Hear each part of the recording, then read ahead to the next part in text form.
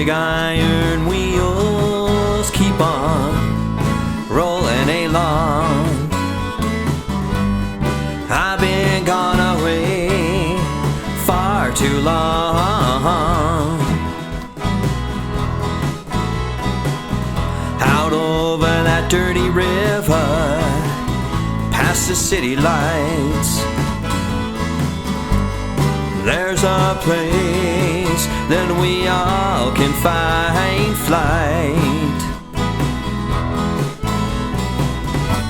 Wild and free, let the sunshine carry me.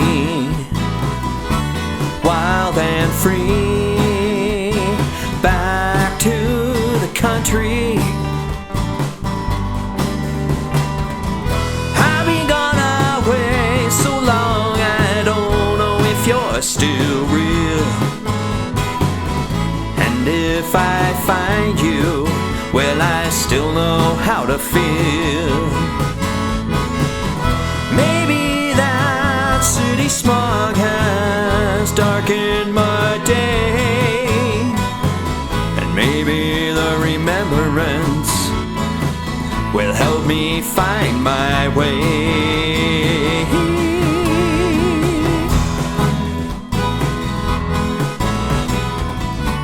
Wild and free, let the sunshine carry me. Wild and free, back to the country where I belong.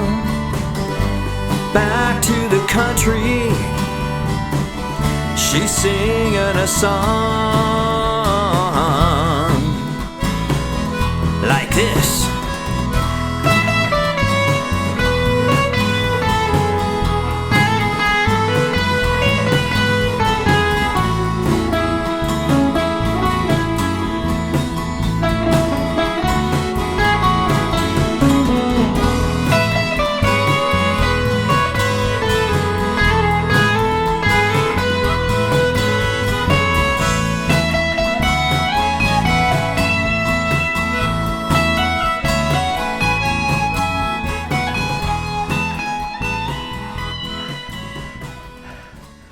Hey, this is Tom Mitchell, the Highland Traveler.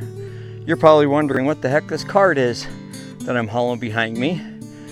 Well, I've come 2 miles up a paved road, as you saw, an area that's closed for a couple more weeks to motorized vehicles. I'm gonna camp in here, and I made this cart for 80 bucks. It's about 80 bucks what it cost me. Still got a couple modifications to do to it, but let me show you how I build it. So I started out with this $20 cart I picked up at Walmart in the sporting goods department. As you can see, it's just a basic like little shopping kind of cart. It comes with a tote bag that attaches to it. That was my base. It comes with the wheels not attached, just a small axle that runs through here. You have to assemble that part of it. So what I ended up doing was take my 1/2-inch drill bit and drilling out the plastic and the aluminum. I bought this 1/2-inch threaded bolt, it's like lag bolt, and for my axle, put it through the $20 wheel that I bought from this company online. I'll put up here who I bought it from, and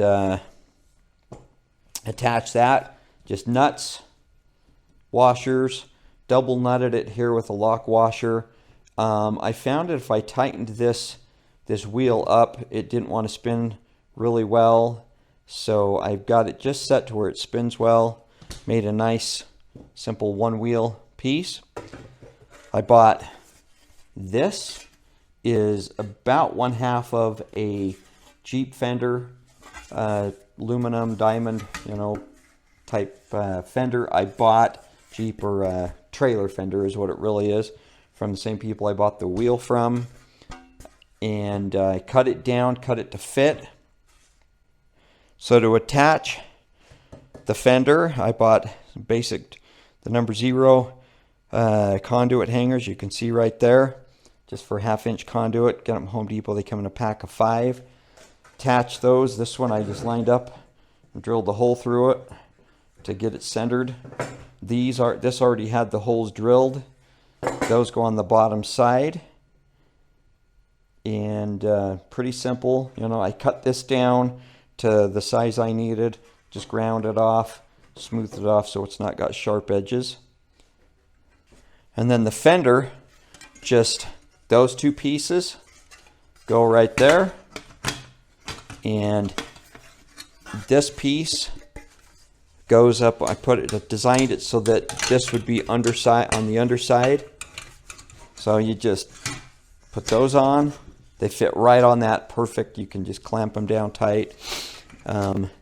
Get it. I used just a basic split washer, a split rubber washer gasket. Cut it so that I could fit it over the piece there. That'll take up the slack when this is tightened up. Quick and easy way to attach the fender. Put the screws in and it's good to go. So the only drawback to having the fender attached on there is this would fold up out of the way, this kickstand. Now it won't. That's not a big problem for me. The kickstand works okay until you get weight on it and then it wants to tip over. The nice thing about it is when I put it up against a tree, you know, it wants to fall over. It won't stand, but I can lean it up against a tree and then it will lean back like that and not want to roll away on me. So that's the basic frame concept right there. I then took apart an old camp chair. That's what this is, the frame to an old camp chair that was falling apart on me. And the pieces that go up and fit into the armrests are bent and capped. I pulled those off, and those become the arms on this for the extended arms, so that it come up and attach to the harness. This has been the biggest problem. My biggest, as it were, design flaw is getting these just set right. Currently, you know, I had them set, I think like this, about like there. I've got various holes so I could lower it if I wanted to, or raise it. It was coming up and hitting on my hips right here, which was causing it to hurt. The way this was attached, I had it attached to this harness. This is a basic $35 harness from Cabela's for pulling a polk sleigh, or just a basic sleigh for ice fishing. I ended up on the waist belt modifying it, and just I've got a bunch of material for another project I'm working on. It's like a 900D nylon, good quality stuff. I end up making little pockets that these would fit into. You work them in there and they fit in fine. And this was the main attachment point for what for this trip. And then carabiner hooked through the strap, and another strap wrapping around. I had another nut and bolt going through that would attach it to there to help alleviate it. That was working fine, except for how close this was sitting right up against. It was sitting like this. I had it tilted down like that, and it was just hitting me right there, which was as I was, it was too tight and it was causing problems. So with just wearing a sore spot on me. So I've got to figure out a little bit better way of attaching the poles to the harness and making the whole system carry a little bit more stable. It wanted to list a little bit too much to one side. So I've got to just figure that out, and this thing, dial it in, and it'll be great.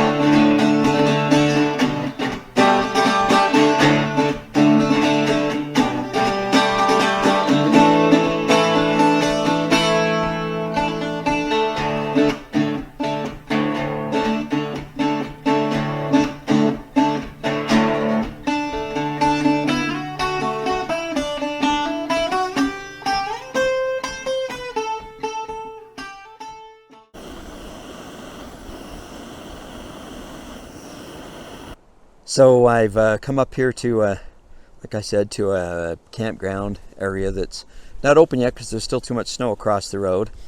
I've got my hammock set up, my tarp, just got my dinner, water boiled, dinner cooking. So as you can see, I'm having Mountain House, beef stroganoff. This stuff's actually not bad. I'm probably going to eat 2 of those. I mean, I've got enough food to eat 2 dinners, and I burned enough calories. I'll probably going to. But this is the campground area. I didn't want to go primitive with this cart. I wanted something easy, just up a paved road. I knew this campground was up here. Picnic table. I've got my gear spread out here. I like this in the spring like this. You can see there's still snow over there. I mean, there's patches of snow right here by my campsite. And I like camping in spots like this time of year because you've got a place to get your gear up off the ground. I initially tried to set up, I'll show the footage here. I initially tried to set up right over here with porch mode overlooking the stream. It's too far apart from that tree to that tree to get my hammock hung up. It was kind of irritating. I thought it might be iffy, but I went ahead and tried it. Lesson learned, I should have just tried the hammock first. I got the tarp all set up beautifully and then went to hang the hammock and it wouldn't hang. Here's my view. This is Mount Nebo. Actually the highest mountain along the Wasatch Front range of the Rocky Mountains in Utah. Here's the stream I'm right by. I'll be getting my water when I need to refill my water from this. Just a gorgeous spot. Nobody had even driven a vehicle up here. The campground hosts were down there clearing up one of the lower campgrounds with the Forest Service guys. They can't get up in here with the vehicle. The snow's just too deep. They'll probably be able to in the next couple days. It's scheduled to open up in a couple weeks. But there's my campsite. Having to, pull the hammock and the tarp down and reset it back up took a lot more time than I wanted. But I'm not in a hurry. I mean, I'm going to get some photographs along the river here. Go poke around with Nebo in the background after I get something to eat. Once the light gets better, it'll be after the sun goes down, and there's not so much harsh sunlight in here. So my porch mode view is going to be right out of my picnic table, but it will be up of the mountains, of the trees, and of the mountain up there, so it won't be bad. So I'm going to eat my dinner and then go poke around and do some photographs. Make sure to watch the next episode where I go out and take some photographs, or try to take some photographs, I should say. The lighting conditions aren't great, so I look for detail shots, for close-up shots of interesting objects.